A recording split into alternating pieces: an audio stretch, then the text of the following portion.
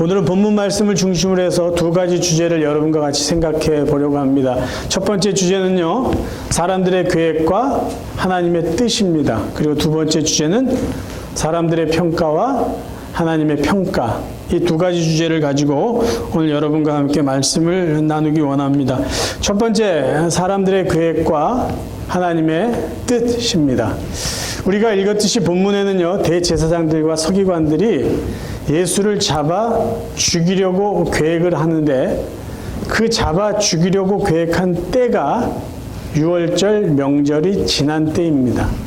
왜 그들이 그렇게 했을까요? 오늘 본문 마가복음 14장 1절 2절을 보면은 사람이 많이 모여있는 명절에 예수를 잡아 죽이게 될 경우에 예수님을 따랐던 사람들이 흥분을 하고 아니면 종교 지도자들에게 반감을 갖고 밀란을 일으키지 않을까라는 염려 때문입니다. 그런데 그들의 계획이 갑자기 명절에 맞추어서 하는 걸로 앞당겨집니다. 왜 그랬을까요? 가롯 유다의 배신 때문이었어요. 자, 오늘 읽은 본문 마지막 부분을 다시 한번 읽어보겠습니다. 14장 10절. 12 중에 하나인 가롯 유다가 예수를 넘겨주려고 대제사장들에게 감해 그들이 듣고 기뻐하여 돈을 주기로 약속하니 유다가 예수를 어떻게 넘겨줄까 하고 그 기회를 찾더라. 근데 그 기회가 바로 유월절 무교절에 맞춰졌다라는 것이에요.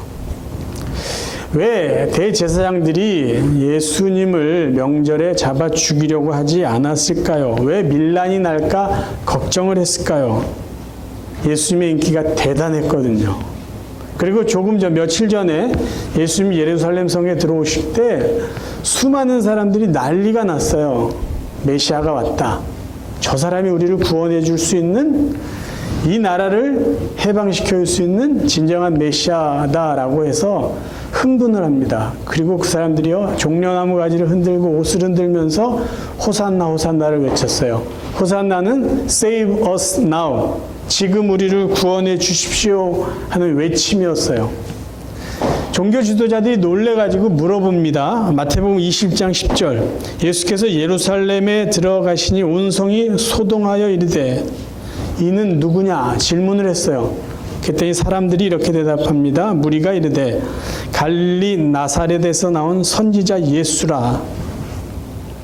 인기만 좋은 게 아니라 사람들이 그를 선지자로 믿고 있었어요. 그래서 사람들이 많이 모여있는 그 명절에 사람들이 따르는 예수를 잡아 죽이려고 했다면 사람들이 반감이 생기고 소동을 일으키게 될 것이고 군중 심리에 의해서 밀란이 날 수도 있으니까 요 때를 넘기자. 축제가 다 끝나고 나서 조용할 때쯤 예수를 잡아 죽이자라고 계획을 했던 것이죠. 그런데 왜 그런 위협을 무릅쓰고 그런 것을 충분히 예측했던 이분들이 왜 예수님을 그 명절에 사람들이 그렇게 많이 모여있는 그때에 예수를 잡아 죽이도록 계획을 바꿨을까요? 실제적으로 예수님 당시에 자료를 보니까 예루살렘 안에 250만 명 정도가 모였다고 합니다. 어마어마한 숫자예요. 어마어마한 숫자예요. 잘못하다가는요, 종교 지도자들의 입지가 흔들릴 수 있는 그런 위험 요소가 충분히 있었습니다. 그런데 왜 그들은 계획을 변경했을까요? 하나님의 뜻을 이루기 위해서였습니다. 하나님은 하나님의 구원의 그 뜻을 유월절 절기에 맞춰서 그 귀한 인간의 죄를 용서해 주신 구원을 이루기 위해서 가롯 유다를 사용해서 하나님의 그 구원의 날짜를 앞당겼다라는 것이에요. 우리가 잘 알듯이 하나님께서 아들 예수 그리스도를 이 땅에 인간으로 보내신 목적은요, 인간의 죄를 용서해 주기 위한 대속 제물로 예수님을 죽게 하시기 위해서 이 세상에 보내주셨습니다. 요한일서 4장 10절 말씀을 읽어드리겠습니다. 하나님이 우리를 사랑하사 우리 죄를 속하기 위하여 화목제물로 그 아들을 보내셨습니다. 우리가 잘 아는 내용이에요. 그래서 사도 바울은 예수님을 유월절 어린 양의 비유해서 표현했습니다. 고린도전서 5장 7절 말씀을 쉬운 말 성경으로 읽습니다. 우리의 유월절 어린 양이신 그리스도께서 우리를 위해 희생제물이 되셨다라는 고백을 합니다. 그러면 유월절 어린 양하고 예수님이 죽으신 것이 인간의 죄를 용서해 주시는 구원하고 무슨 관계가 있는 것일까요? 유월절과 어린 양 그리고 예수님의 죽으심과 무슨 연관이 있을까요? 출애굽기 12장에 보면 유월절이 처음 생기게 된 배경을 우리에게 알려주고 있어요. 이스라엘 백성이 애굽에서 노예로 살고 있을 때 하나님께서 그 이스라엘 백성을 불쌍히 여겨서 애굽에서 자유케 해주시기 전에 10가지 기적을 애굽 사람들에게 보여주십니다. 그 중에 마지막 기적이 애굽 땅에 살고 있는 첫 번째 태어난 생명은 다 죽이는 거예요. 그게 사람이든 짐승이든. 그런데 모세에게 이렇게 이야기를 하는 거예요.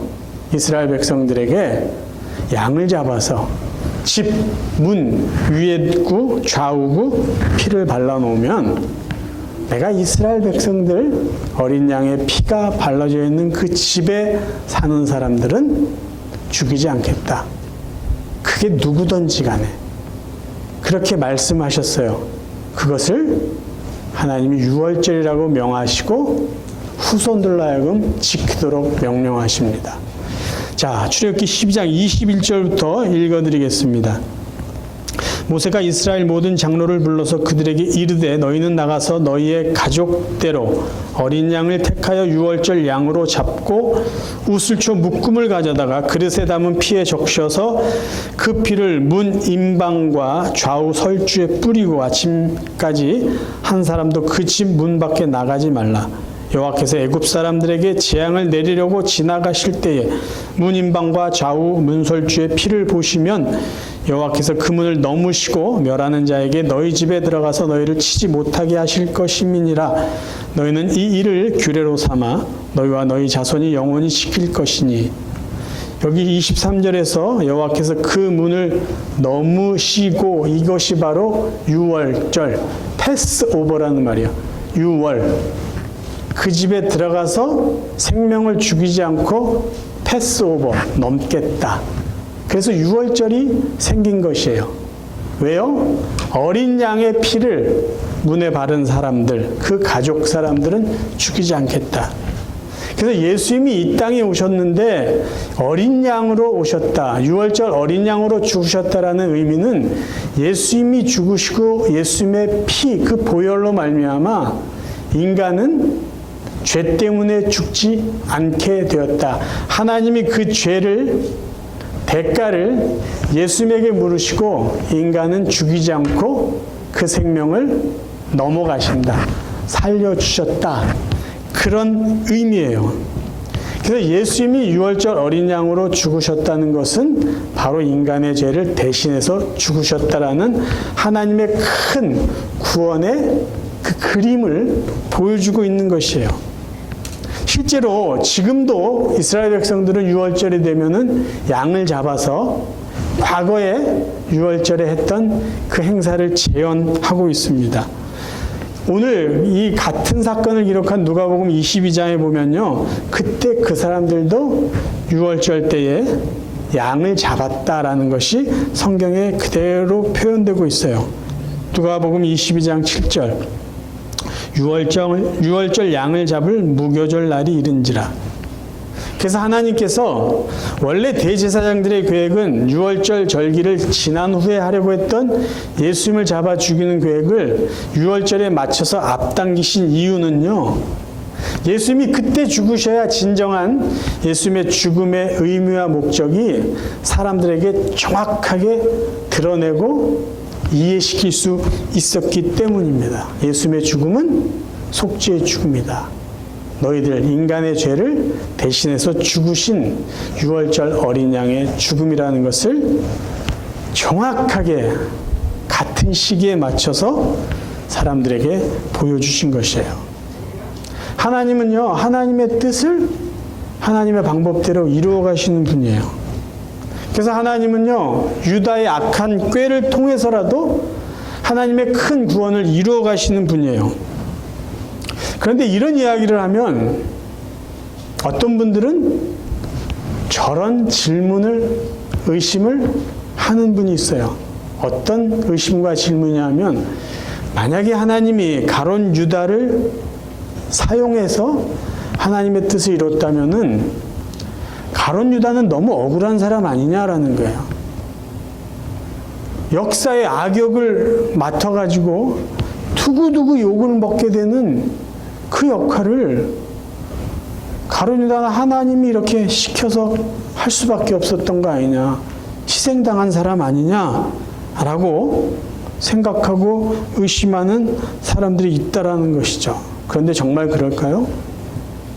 하나님은요, 하나님 뜻을 이루기 위해서 일부러 선한 사람에게 악한 마음을 심어서 악한 일을 하게 해서 하나님의 뜻을 이루는 분이 아니고, 비록 악한 사람이 나쁜 생각을 갖고 나쁜 일을 저질렀더라도 그 일을 선하게 바꾸어서 하나님의 뜻을 이루어 가시는 분이다라는 거예요. 그 대표적인 예가 요셉의 형들이 요셉을 노예로 파는 악한 일을 했지만 하나님 그 일을 선하게 바꿔서 그 시대의 사람들을 구원하고 그 시대에 하나님의 영광을 드러낸 그 사건입니다. 말씀 한번 읽어보겠습니다. 창세기 50장 20절이에요. 요셉이 아버지 야곱의 제사를, 장례를 다 마친 후에 형들과의 대화에서 했던 내용입니다. 당신들은 나를 해하려 하였으나, 악한 일이죠. 노예로 팔았어요. 죽이려고 했어요. 그러나 하나님은 그것을 선으로 바꾸사 오늘과 같이 많은 백성의 생명을 구원하게 하시려 하셨나니. 만약에 가정을 해볼까요? 요셉의 형들이 요셉을 팔지 않았어요. 그러면 하나님은 요셉을 통해서 그 시대에 하나님의 영광을 드러내지 않고 요셉을 통해서 하나님의 뜻을 이루지 못했을까요? 그렇지 않죠. 하나님은 다른 방법을 통해서라도 요셉을 통해서 하나님의 꿈을, 하나님의 뜻을 이루어 가셨을 것입니다.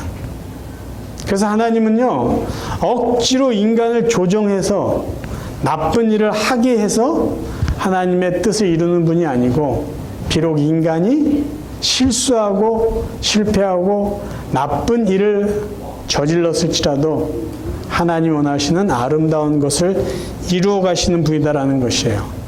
그래서 저희들이 믿고 신뢰해야 될 하나님은 어떤 하나님이냐? 때론 우리의 성공, 때론 우리의 실패, 때론 우리의 잘남, 때론 우리의 부족함, 우리의 아픔, 상처까지도 다 합해서 하나님의 귀한 뜻을 이루어 가시는 분입니다. 그것을 로마서에서는 뭐라고 표현하냐? 하나님은 합력해서 선을 이루는 분이다 라고 표현해 주고 있어요. 로마서 8장 28절, 우리가 알거니와 하나님을 사랑하는 자 곧 그 뜻대로 부르심을 입은 자들에게는 모든 것이 합력하여 선을 이루느니라. 창세기 50장의 선과 로마서 8장의 선이 같은 선입니다. 하나님이 이루어 가시는 아름다운 것들이에요. 그래서 예수님은 6월절 절기에 맞춰서 하나님의 귀한 뜻을 보여주시고 실현하기 위해서 죽게 되었다라는 것입니다. 두 번째 생각해 보고 싶은 것은요, 오늘 여인이 예수님에게 향유를 부은 것에 대한 사람들의 평가와 예수님의 평가입니다. 본문 3절에 보면 한 여인이 300데나리온이 넘는 비싼 향유를 예수님의 머리에 부었다라는 내용이 나와 있어요. 이 여인은 누구일까요? 요한복음 12장에 보면 이 여인은 그 유명한 나사로의 누이입니다. 죽었다가 다시 살아난 나사로의 여동생이었어요. 한번 읽어봅니다. 요한복음 12장 1절에서 또 3절입니다. 6월절 엿새 전에 예수께서 베다니에 이르시되 이곳은 예수께서 죽은 자 가운데서 살리신 나사로가 있는 곳이라. 3절 마리아는 지극히 비싼 향유 곧 순전한 나드 한 근을 가져다가 예수의 발에 붓고 자기 머리털로 그의 발을 닦으니 향유 냄새가 집에 가득하더라. 요한은 마리아가 예수의 발에 향유를 부었다라고 기록하고 있는데요. 마가는 식사 중에 계신 예수님 머리에 향유를 부었다라고 기록하고 있습니다. 예수의 머리에 향유를 부은 그 마리아의 모습을 그 시대의 문화로 우리가 살펴봅니다. 식사 자리에 있는 예수님께 마리아가 가서 향유 한 병을 예수님의 머리에 부었어요. 지금 우리 문화로 본다면 식사 중에 있는 분에게 머리에 기름을 부었다. 그 기름이 옷에도 묻고 흘러내렸을 텐데 이거 실례 아닌가? 그럴 수 있는데요. 유대인들은 식사할 때 거의 누워서 식사를 한다고 합니다. 저랑 친한 선교사님도 아랍 지역에서 선교를 하다 이제 한국에 들어가시는데 그 친구들의 집에 가면 이렇게 누워서 거의 누워서 밥을 먹는데 한쪽을 이렇게 기대고 빵을 뜯어 먹고 뭐 찍어서 먹고 처음에는 이게 소화가 되는지 안 되는지도 몰랐는데 오래 거기서 지내다 보니까 오히려 이제는 앉아서 먹는 게 처음에는 어색했다라는 그런 이야기도 했습니다. 그러니까 누워서 거의 누워서 비스듬히 이렇게 식사하고 있는 예수님에게 가서 그의 머리에 향유를 붓는 것 자연스러운 모습일 수 있습니다. 그리고 여기 순전한 나드라고 표현되어 있는데요. 순전한이라는 것은 아주 값비싼 최고급 향유고요. 나드는 향의 이름을 나드라고 합니다. 그리고 지금 마리아가 예수님 머리에 부은 향유의 가치는 우리가 아는 대로 300데나리온. 한 데나리온의 가치가 하루 일당에 해당되는 액수라고 합니다. 그러면 300데나리온이면 300일 일한 가치예요. 쉽게 표현하면 연봉. 그렇죠?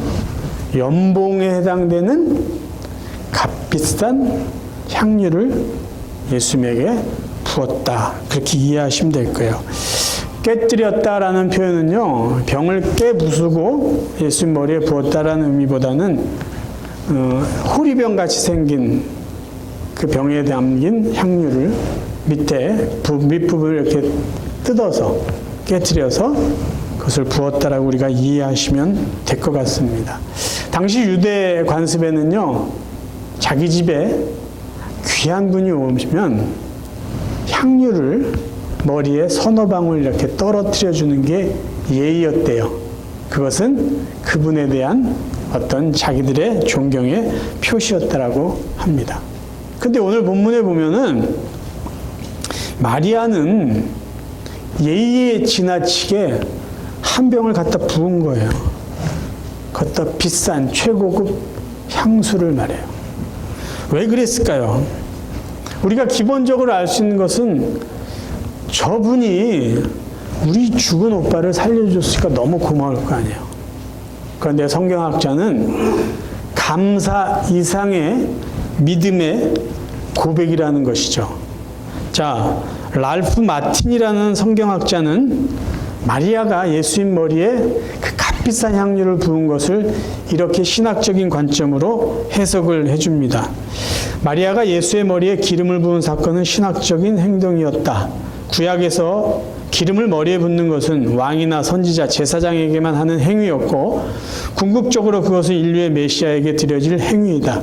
이 여인은 예수님이야말로 인류의 참된 왕이시고 선지자이시고 제사장이심을 믿었던 것이다.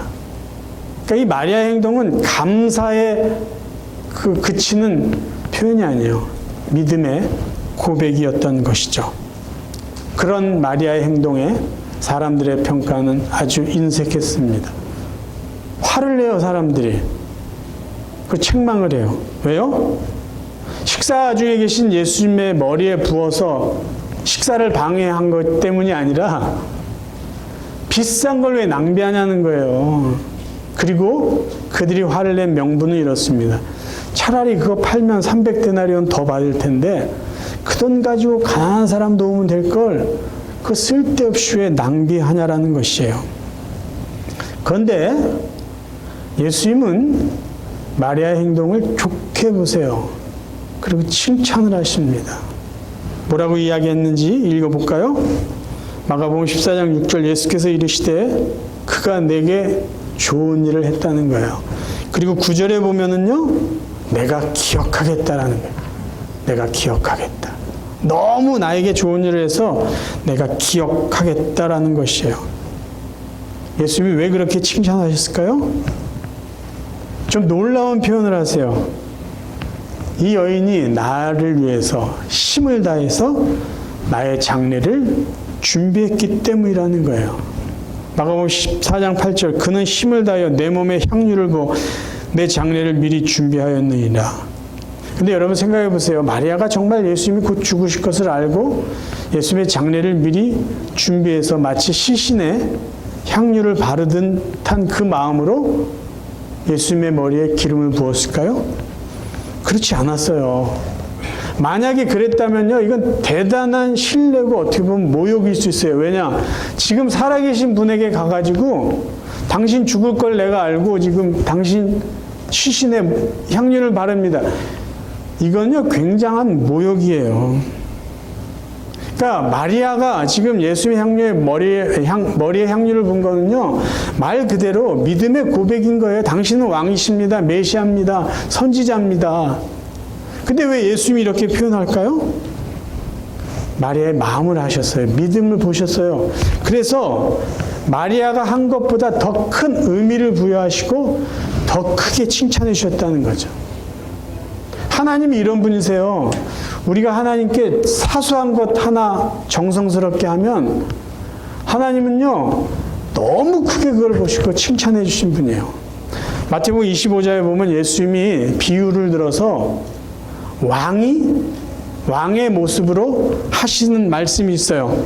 제가 읽어드릴게요. 마태복음 25장 40절 내가 진실로 너희에게 이르노니 너희가 여기 내 형제 중에 지극히 작은 자 하나에게 한 것이 곧 내게 한 것이니라. 우리가요, 주님을 섬기듯이 주님을 섬기는 마음으로 정말 연약한 사람에게 작은 일 하나 해도 하나님은요, 그게 당신에게 한 것으로 받으시고 너무너무 기뻐하신다는 거예요. 그게 하나님의 마음인 것이에요.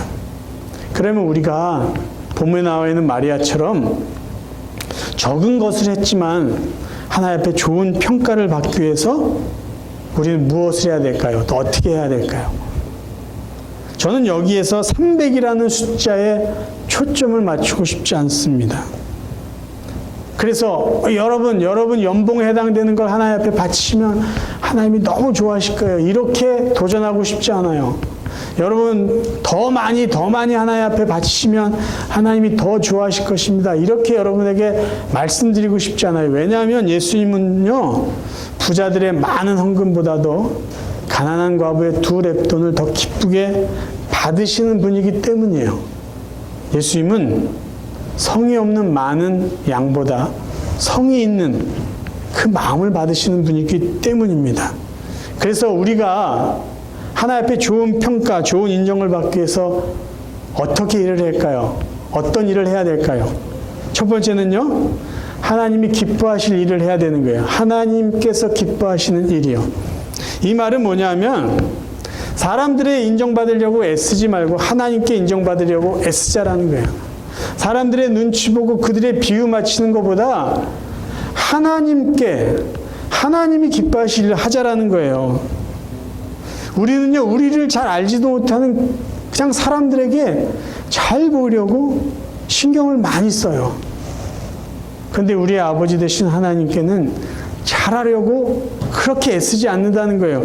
이것은요, 마치 우리의 부모님께는 정성을 다하지 않고요, 이웃에 사는 아저씨 아줌마한테는 잘하려고 하는 것과 같이 어리석은 모습이라는 거예요. 사람들에게 잘 보이는 거, 인정받는 건 물론 중요합니다. 그런데 그들에게 잘 보이려고 하나님께 해드려야 될 일을 안 한다면요, 그 성도로서 바람직한 삶이 아니다라는 것이죠. 초대교회 사도들의 모습을 한번 볼까요? 사람들의 비유에 맞추려고 하지 않았어요. 그 대신 하나님이 기뻐하실 일에 그들의 목숨까지 바치면서 최선을 다했습니다. 사도행전 4장 18절 그들을 불러 경고하여 도무지 예수의 이름으로 말하지도 말고 가르치지도 말라 하니 베드로와 요한이 대답하여 이르되 하나님 앞에서 너희의 말을 듣는 것이 하나님의 말씀을 듣는 것보다 옳은가 판단하라. 본문에서 마리아가 만약에 주위에 있는 사람들에게 좋은 평가를 들으려고 했다면 그녀는 예수님께 향유를 바치지 못했을 거예요. 근데 이 여인은요, 사람들의 눈치 보지 않았어요. 사람들의 평가에 연연하지 않았어요. 하나님이 받으실 만한 것이라면, 하나님이 기뻐하실 것이다, 우리 주님이, 우리 예수님이 기뻐하실 것이다 라는 확신을 갖고 그 일을 했어요. 그랬더니 예수님이 그것을 좋게 여기시고 칭찬해 주신 것이에요. 두 번째, 저희들이 하나님이 기뻐하실 일을 할 때 어떻게 해야 될까요? 기쁜 마음으로, 감사한 마음으로 해야 됩니다. 이 말은요, 이 일이 그래 하나님이 기뻐하실 일이야 알고 할 때 마지못해서 하지 말자는 거예요. 억지로 하지 말자라는 거예요. 기쁜 마음으로, 감사한 마음으로 하나 더 나아가서 믿음으로 하자라는 것이에요. 제가 아는 어느 목사님, 사모님이 이런 고백을 했어요. 이분들은 배를 타고 여기저기를 다니면서 그 현지인들에게 복음을 전하는 그런 사역을 하셨던 분이에요. 지금도 하고 계세요. 오랫동안 그 일을 하셨어요. 근데 어느 날 그 사모님이 이런 고백을 했습니다. 저는 그동안 하나님이 기뻐하실 일이라고 생각해서 많은 일들을 해왔습니다. 정말 오랜 시간 동안 그 일을 해왔어요. 목사님을 도와서도 그 일을 했고, 내가 할 수 있는 일이라면 하나님이 기뻐하실 일에 정말 최선을 다했다라고 생각해 왔어요. 근데 어느 날 아침에 기도를 하는데 갑자기 이런 생각이 들었다는 거예요. 제가 하나님의 일이라고 했던 그 많은 일들을 할 때 나는 정말 기쁘게 그 일을 했는가? 나는 정말 감사한 마음으로 그 일을 했는가? 근데 자기가 생각해 보니까 하나님이 기뻐하실 일을 하면서도 정말 기쁜 마음으로 하지 않았던 적이 더 많았다라는 것을 알았대요. 억지로 한 적도 있고요. 어떨 때는 짜증을 내면서 했던 적도 있다라는 거예요. 어떨 때는 부끄럽지만 미워하는 마음을 품고 그를 했었던 적, 그런 게 생각이 났다라는 거예요. 그러면서 그 마음이 들자마자 그러면 내가 했던 수많은 시간들, 이 일은 하나님이 기뻐하실 일이야 라고 했던 그 일을 짜증내고 마지못해서 했다면 하나님이 과연 나의 그 일을 기쁘게 받으셨을까? 본문의 마리아는요, 기쁜 마음으로, 감사한 마음으로, 믿음으로 예수님께 향유를 부었어요. 그렇기 때문에 향유의 가치는 마리아에게 중요하지 않았던 것이에요. 그 마음을 예수님이 아셨기에 그녀는 힘을 다해서 나를 섬겼다라고 칭찬해 주셨던 것입니다. 이제 마지막 질문이에요. 왜 예수님은 마리아가 한 일을 기억하시겠다고 말씀하셨을까요? 왜 기억하시겠다라고 그 자리에서 이야기해 주셨을까요? 그것은요, 그녀가 한 일을 보상해 주시기 위해서입니다. 요한계시록을 보면 예수님께서 사도 요한에게 직접 이렇게 말씀하였어요. 보아라, 내가 곧 가겠다. 나는 각 사람에게 그 행위대로 갚아주려고 상을 가지고 간다. 세번역 성경입니다. 마지막 때 예수님이 이 땅에 다시 오시겠다고 약속하시면서 뭐라고 말씀하셨냐? 내가 다시 올 때는 빈손으로 오지 않겠다. 너희들이 행한 대로 내가 상으로 갚아주겠다. 그 상을 가지고 가겠다고 말씀하셨어요. 사랑하는 성도 여러분, 하나님은요, 사랑하는 성도들의 삶 가운데 하나님의 뜻을 이루어 가시는 분이에요. 어떤 뜻이요? 선한 뜻을. 그래서 여러분 혹시 지금 오해받는 일 때문에 속상한 일 계세요? 아니면 원치 않는 일이 갑자기 터져가지고 마음 아프고 좀 힘들고 속상하고 견디기 어려운 그런 상황에 처해 있습니까? 낙심하지 마세요. 내가 하지 못하더라도, 내가 수습하지 못하더라도 하나님은 그 일들을 다 합해서 우리에게 가장 선한 일도 만들어 주실 거예요. 그 하나님을 믿고요, 조금만 더 견디시길 바라요. 하나님은 합력해서 선을 이루어 가시는 우리의 아버지 하나님이세요. 그리고 주님 만나는 그날까지요, 하나님이 기뻐하신 일을 하세요. 사람들에게 잘 보이려고 하지 말고 하나님께 잘 보이려고 노력하세요. 어떤 마음으로요? 기쁜 마음으로, 감사한 마음으로, 믿음으로 그 일들을 해나가시기를 바라요. 그리고 주님이 상을 가지고 오실 그때를 소망하면서 그 주님을 만날 것을 기대하면서 이 남은 삶을 살아갈 수 있는 저와 여러분 되시기를 주님의 이름으로 축원합니다.